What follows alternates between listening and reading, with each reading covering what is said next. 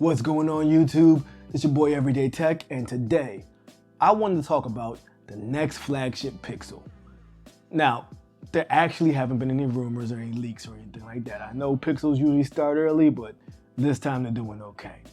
What I want to talk about was my actual wish list for the next Pixel series. Because as much as I love this guy, there are some things I would change. So let's talk about it. Now, of course, I want you to hit the like and subscribe button and hit that bell notification icon. But the part to me that's most important is seeing you comment and engage in the video, because I love to go back and forth with you and see what you guys like and what you guys want.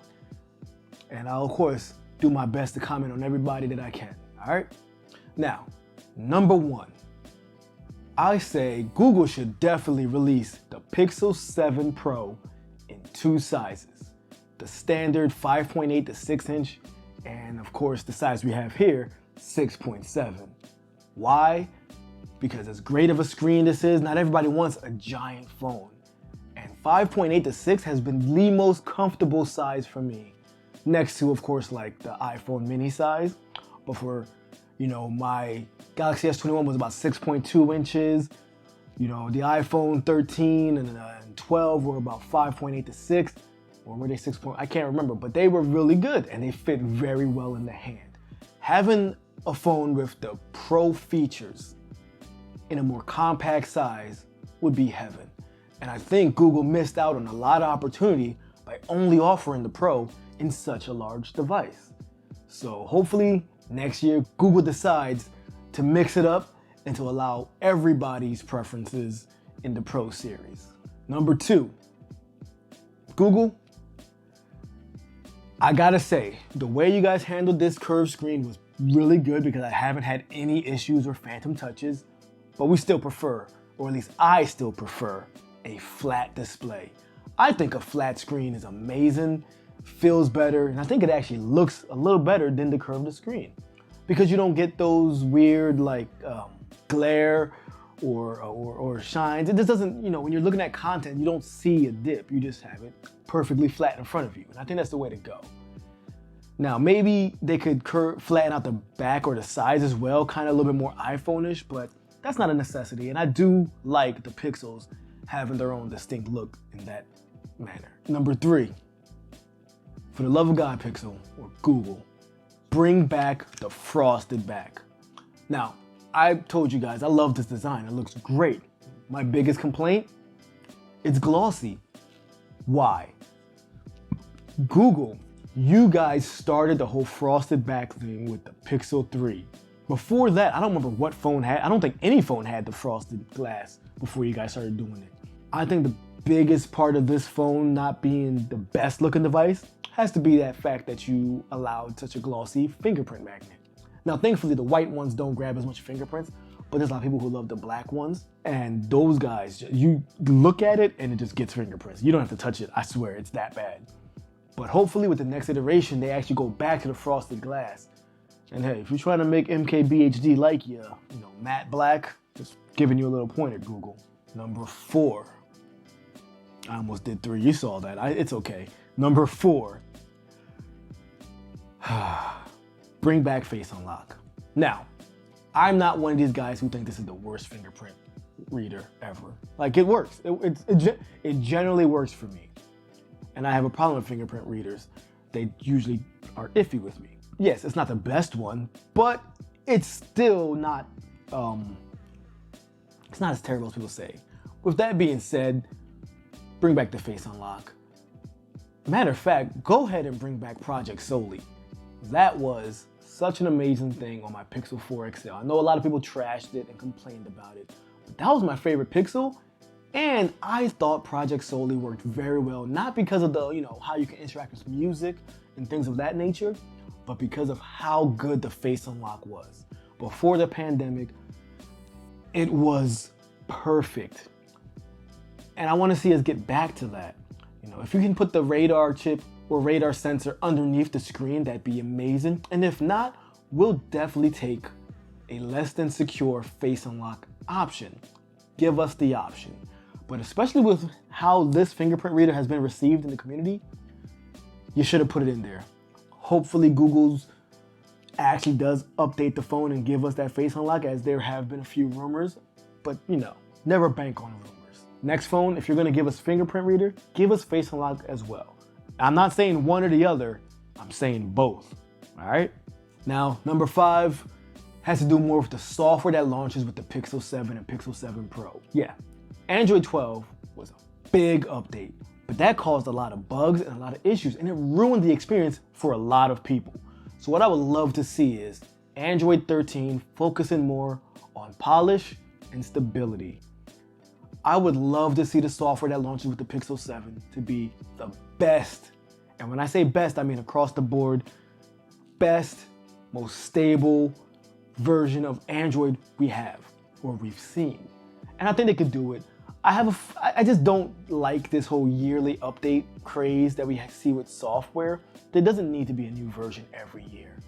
If you guys took it a little longer and just launched or just changed what you wanted to do with the 13 and just focus more on polish, that's so much better. Just clean it up. Make it a consistent experience across the board. Make sure when the next phone launches, there's no bugs, no issues. Especially with the whole December update debacle we had, where people updated their phones to get bug fixes and it killed a lot of people's connection. Now, I was lucky, but that still leaves a sour taste in people's mouths, and it makes me not want to move on to the next Pixel when it comes out, because software is king. Software is everything. So rather than focus on adding in new features and making it, cooler, just focus on the fundamentals. Focus on making it the most stable, polished version of Android you can. That will go a long way. Number 6 is, it's probably one of my more controversial ones. I think we're at a section in our time where smartphone cameras are so amazing across the board. There's not much more we can do to make it stand out. We could always fix things like lower light capture and nighttime photography, but I don't think this is the time for Google to focus on that. There's 2 things I want Google to do in terms of camera. Number 1, actually maybe 3. Maybe give us some more options the way the iPhone has when it came to those picture profiles. Allow us to change the look of it if we decide we want to dive into the settings a little bit more, so we can have a little more control over how Pixel processes the camera. Now, I used to have trouble with it over-processing, but the January update fixed that. So now you're in a good place where it's a nice balanced look.